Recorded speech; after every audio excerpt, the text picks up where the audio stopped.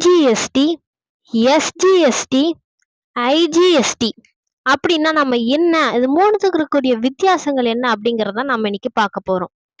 CGST அப்படிங்கிறது என்னன்னு சொல்லி பார்த்தீங்கன்னா, அதாவது central goods and service tax அப்படின்னு சொல்லுவாங்க. எஸ்ஜிஎஸ்டி அப்படிங்கிறது வந்து state goods and service tax அப்படின்னு சொல்லுவாங்க.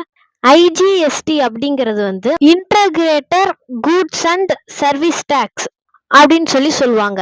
இதுல சிஜிஎஸ்டியும் எஸ்டிஎஸ்டியும் எதுக்கு வந்து பயன்படுத்துவாங்க அப்படின்னு சொல்லி பாத்தீங்கன்னா, ஒரு மாநிலத்திலேயே வந்து தயாரிச்சு அந்த மாநிலத்திலேயே வந்து சேல்ஸ் பண்றாங்க அப்படின்னா வந்து அதுக்கு இந்த ரெண்டுத்தையுமே பயன்படுத்துவாங்க. உதாரணத்துக்கு வந்து நம்ம ஜுவல் வாங்குறதுக்காக கடைக்கு போறோம் அப்படின்னா வந்து 3% வந்து ஜிஎஸ்டி போட்டிருப்பாங்க.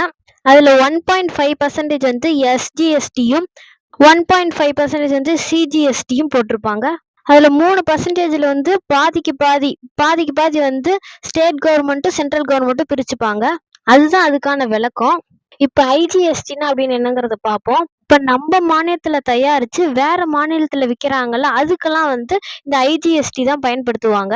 அது மட்டும் இல்லாம ஃபாரின் கண்ட்ரிக்கெலாம் வந்து எக்ஸ்போர்ட் பண்ணுறாங்க, ஃபாரின் கண்ட்ரியில் எக்ஸ்போர்ட் பண்ணி சேல்ஸ் பண்ணுறாங்க அப்படின்னா அதுக்கு வந்து ஐஜிஎஸ்டி தான் பயன்படுத்துவாங்க. இந்த மாதிரி யூஸ்ஃபுல்லான திங்ஸ்லாம் நீங்கள் பார்க்கணும்னு நினச்சிங்கன்னா என்னோட சேனலை சப்ஸ்கிரைப் பண்ணிக்கோங்க. தேங்க்யூ.